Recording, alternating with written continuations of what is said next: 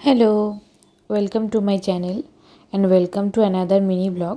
তো এই মিনি ব্লগটাতে আমি একটা হেয়ার কালার নিয়ে বলবো এবং এই হেয়ার কালারটা হচ্ছে প্যারাডাইসের হেয়ার কালার এবং এটা আমি নায়কা থেকে অর্ডার করেছি এবং প্যারাডাইসের নিজস্ব একটা ওয়েবসাইট আছে, তবে আমি এটা নায়কা থেকে বাই করেছি এবং এটা যে শেডটা আছে সেটা হচ্ছে বেরি প্লাম এবং এই বক্সটাতে লেখা আছে যে এটাতে কোনো অ্যামোনিয়া, কোনো পিপিডি এবং কোনো রেজরসিনল নেই।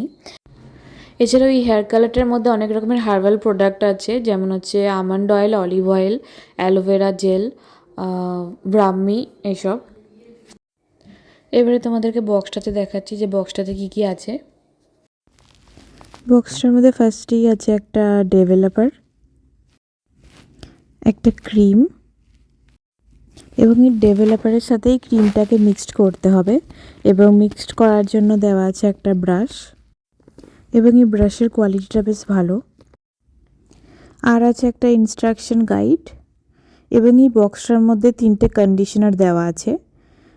অ্যাকচুয়ালি 2টো কন্ডিশনার দেওয়া আছে বক্সটার সঙ্গে এবং আরেকটা যে কন্ডিশনার আছে সেটা আমি প্যাকেজটার সাথে ফ্রি পেয়েছিলাম।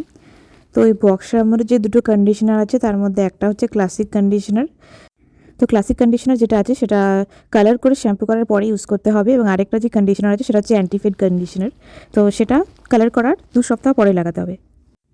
আর দেওয়া আছে 2টো গ্লাভস। তো এই হেয়ার কালারটা ইউজ করার পরে আমার চুলের কালারটা তোমরা দেখতে পাচ্ছ। যে জায়গাগুলো দেখছো যে ডার্ক ব্রাউন হয়ে আছে সেই জায়গাগুলো আমার আগের থেকে ব্লিচ করা ছিল চুলে, তো সেই জায়গাগুলোর কালারটা খুব ভালোভাবে বোঝা যাচ্ছে। তবে বাকি যে কালো চুলটা আছে সেটাতে একটা লাইট একটা পার্পল শেড আসছে, তা ওটা মানে খুব ভালোভাবে বোঝা যাচ্ছে না।